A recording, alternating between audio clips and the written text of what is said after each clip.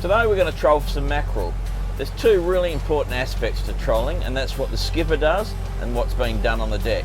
In a few moments Tim's going to show you down there what's going to be done on the deck. But up here I need to make sure the boat's going at the right speed. I need to be looking out all these areas for bait, for birds, for bait fish, all sorts of things. I can see bait on the sounder right now. We're in a good spot. We're doing about 7.5 knots, which is about what I like. As long as the lures are in the water and behaving well, lots of action, great way to be. I'm trolling drop-offs. I love the magic number for mackerel for me is about 16 to 18 metres. So I'm following the chart, keeping on the drop-off, all ready, putting the boat in the right position. It's then up to the guys on the deck to make sure we've got the right lures in the right place, and we'll see how we go. Well, thanks, Ben. We're actually going to set up a bit of a trolling pattern now. Obviously Ben shows you the stuff that happens up the top on the fly bridge, but now we're going to show you what happens on the deck. Today, because the conditions are a little bit rough, we're just going to run a simple 2 lure pattern, but depending on the day you can run up to 4 or 5 rods at a time. What I like to do is run a couple of different size lures. This one is a Laser Pro 190, so it's got quite a big profile to it. It runs at about 2 metres deep. This particular one is a Laser Pro 160, so the profile is a bit different. It's a smaller lure, but it also has a much deeper bib. This one runs at about 6 metres in depth, and so we can sit it down under the prop wash.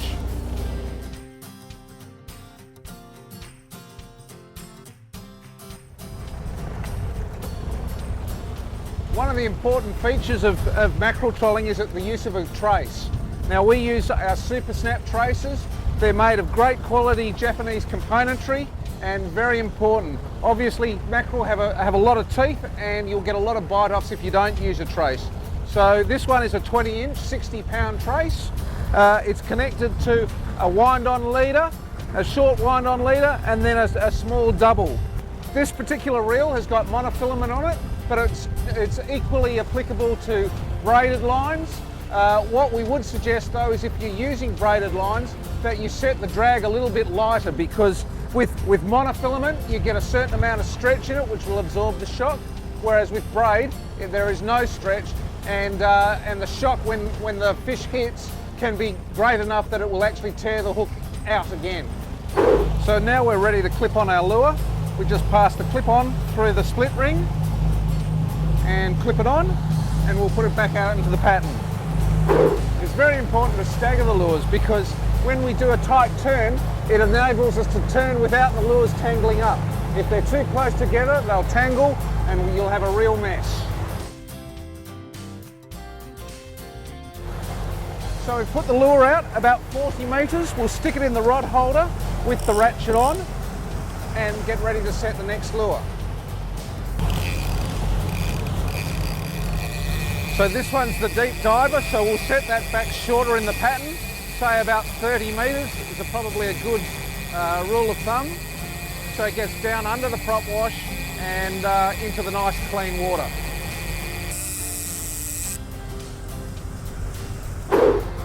If the conditions allow, we'll put perhaps a Halco Max out the back as well. That will stay approximately 1 metre under the surface and we'll let that way out the back. That will take the lone straggler fish and quite often gets the larger fish.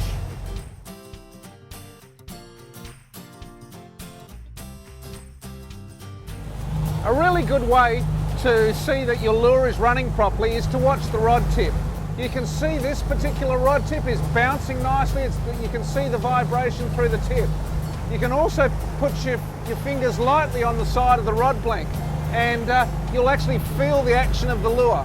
If the rod tip just sags down and isn't vibrating like that, it's a good indication that it may have something like seaweed on it, or you may have picked up some plastic or something like that. If that's the case, you obviously need to bring it in, check it, make sure the lure's running fine, and then put it back out again. There's a big swell last night. We've given this spot a fair bashing for about half an hour. Water's really green. You can look into it, it's not that beautiful blue colour, it's a murky green. Often not good for mackerel fishing. I think what we'll do, we'll give it a rest for about an hour. I've got another spot about 3 miles north of here. We'll go and drop the gear in there, set up again, see how it goes.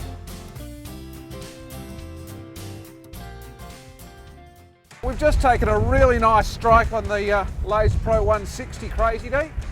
There's lots of head shaking going on and stuff, and a good run. So let's see what we've got here. Nice broken country. I find the secret with any trolling is to, and especially when trying to land the fish, is to make sure that you remain nice and smooth.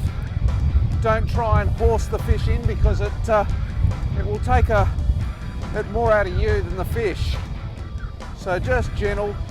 The fish is actually running a bit towards us at the moment, and so we'll just gather the line, take it easy, and see what we've got here. Okay. So obviously keep it nice and smooth. The end game is very important, because these Spaniards can take a last minute lunge and D on the boat, bring him across to Scotty, and hopefully he can grab him by the tail. You've got to be very careful of the teeth of these things. They're very, very sharp, so safety is absolutely paramount. There we go. Well done, Scotty. A nice mackie. Beautiful. If you have a look, these have got a very sharp set of dentures, so obviously paramount to keep everybody away from the mouth of the fish. And we'll get him in for a nice clean release. We'll just run some water through, and he's ready to go.